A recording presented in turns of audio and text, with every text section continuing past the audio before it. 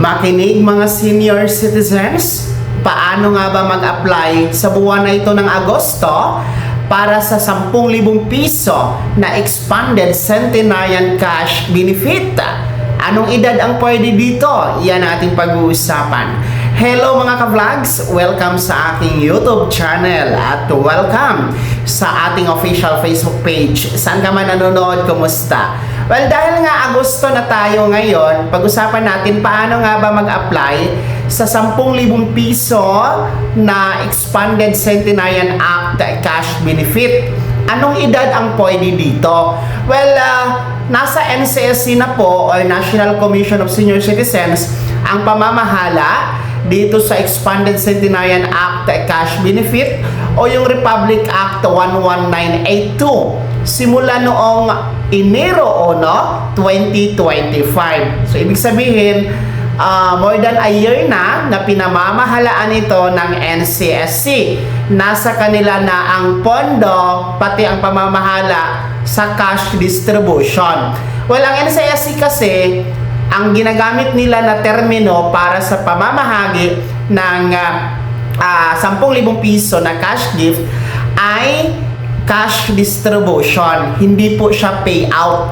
Kasi hindi naman ayuda ang 10,000 piso na ito, kundi regalo. Kaya nga po, 10,000 pesos cash gift ang tawag dito, mga ka-vlogs. Well, dahil nga, ulitin ko, Agosto ngayon, paano ba mag-apply? Pero importante sa lahat, ang tanong, anong edad ba ang pwede dito? Kasi hindi naman po ibig sabihin na kayo ay senior citizens, automatic nang pwedeng mag-apply.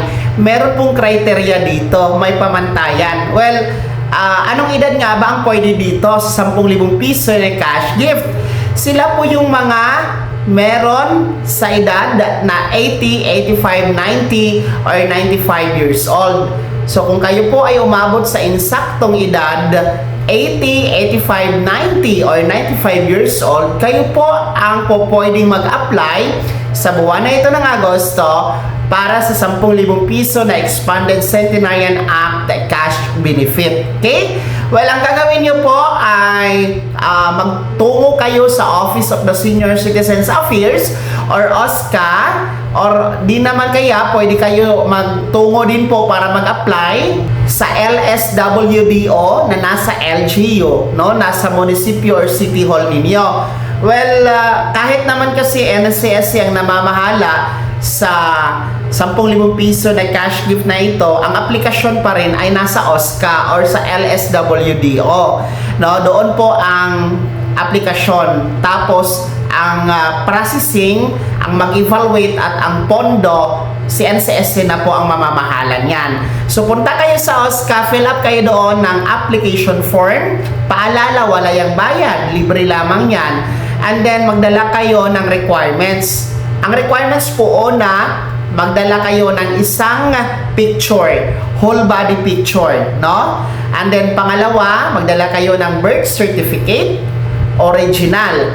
Well, kung wala kayong birth certificate, kasi hindi naman lahat ng mga senior citizens merong birth certificate, pwede po ang dalawa na valid ID. So kung meron kayong SSS ID, UMID, driver's license, PLC ID, no, national ID, digital or physical, pwede din po yung ating postal ID, ayan, pwede po yan, no, mga primary valid ID.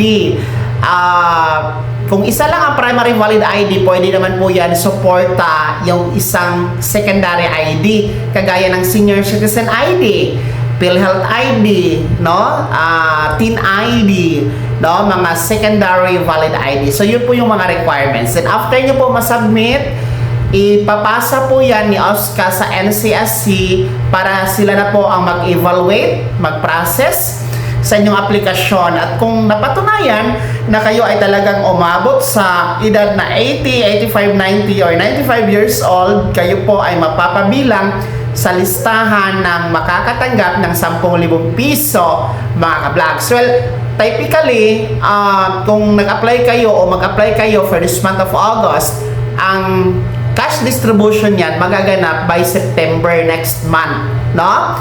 Ganun po yan. kung anong buwan kayo nag-apply, next month po ang cash distribution niyan, no? So mag-apply kayo mga ka-vlogs, every 5 years ito, no? Kasi 80 years old, pagdating nyo ng 85, mag-apply na naman. Then 90 years old or 95 years old, mag-apply kayo, okay? Habang umaabot pa kayo sa mga edad na yan, bago po ang centenarian. So yan po ang processing sa pag-apply ng 10,000 piso sa ilalim ng Republic Act 11982 o sa mas kilalang Expanded Centenarian Act Cash Benefit.